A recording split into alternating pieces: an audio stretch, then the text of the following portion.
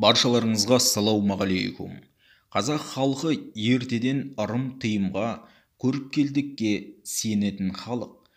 Елдегі болып жатқан қаншама жағдайлардан кейін танымал экстрасенс Қажетті Ахметжанова жалпы биылғы жылға арнап өзінің болжамын жасаған екен.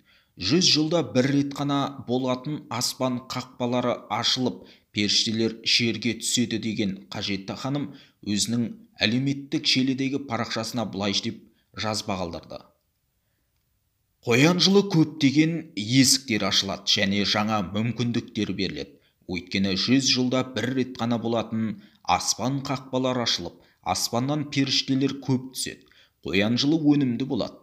Ең бастысы сыртқы арандатуларға жауап бермеуге және барынша сабырлы болуға тырысу керек. Маңызды шешімдерді тек тыныштықта қабылдаған жөн, әйтпесе оның салдары жағымсыз болады, деді көріпкел Қажетті Ахметжанова. Келер жылға болжам жасаған балгердің жазбасына қатысты желі қолданушылары түрлі пікір жазған болатын. Әрине, бәрін білетін бір Алла ғана. Дегенмен де Қажетті ханымның айтып отырған сөздерінің де жаны бар секілді көрінеді.